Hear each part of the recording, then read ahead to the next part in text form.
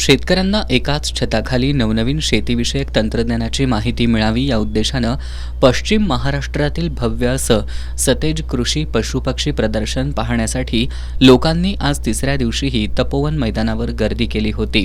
या प्रदर्शनात शेतकऱ्यांनी पिकवलेला विविध प्रकारचा तांदूळ, विदेशी भाजीपाला, कोल्हापूर जिल्ह्यात पिकवण्यात आलेला भाजीपाला, फुलं, जुकेनिया काकडी, कागल इथल्या फुटबॉल आकाराची पपई, प्री सीझन आंबे, नागदेववाडीतील 25 किलो वजनाचा केळीचा घड, 7 किलोचा भोपळा, लांब पपई आणि 5 किलो वजनाचा भला मोठा कोबी आणि 300 ग्रॅम वजनाची कलर कॉप्सिकम कृषी विभागानं तयार केलेली शेतीविषयक डेमो, शेततळे आदींचा समावेश आहे।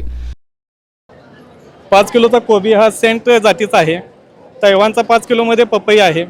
असेच आपल्याकडे कलर कॅप्सिकम, ग्रीन हाऊसमधील वेगवेगळी फुले अशा पद्धतीने इथं प्रदर्शनात ठेवलेले आहेत, जे की आपण आपल्या कोल्हापूर जिल्ह्यामध्ये अधिक उत्पादन घेण्यासाठी शेतकरी याची लागवड करू शकतात। तसेच पलीकडच्या बाजूला आपली सुपरकेन नर्सरी आहे, ज्यामध्ये शेतकरी स्वतः रोपं तयार करू शकतात। अलीकडच्या काळात फार मोठ्या प्रमाणावर आधुनिक पद्धतीनं कुक्कुटपालन करणाऱ्या व्यावसायिक संस्था अस्तित्वात आलेल्या असून त्यांच्यामार्फत अंडी आणि पिल्ली यांचं वितरण करण्यात येतं। याविषयी शेतकऱ्यांना मार्गदर्शन व्हावं यासाठी सतेज कृषी प्रदर्शनामध्ये स्टॉल मांडण्यात आले असून त्याचाही शेतकऱ्यांना चांगल्या प्रकारे फायदा होतोय।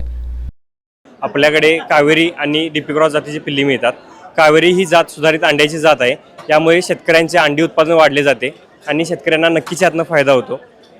आपण रेग्युलर जात न वापरता कावेरी जात वापरली तर नक्कीच अंडी जास्त देते, त्यामुळे शेतकऱ्यांना फायदा होतो आणि हा व्यवसाय केला तर नक्कीच शेतकरी आर्थिक उत्पन्न मिळू शकतील।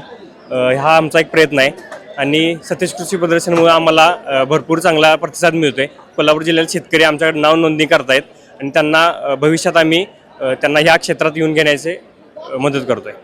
बचत गटांचे मोफत स्टॉल, लहान मुलांसाठी अम्युजमेंट पार्क आदींचाही समावेश असल्यानं सतेज कृषी प्रदर्शनामध्ये लहान मुलांसह आबालवृद्ध आणि शेतकरी गर्दी करतायत। याच प्रदर्शनामध्ये खाद्य महोत्सव भरवण्यात आला असून या ठिकाणी कोल्हापूरकर विविध पदार्थांचाही आस्वाद घेत आहेत।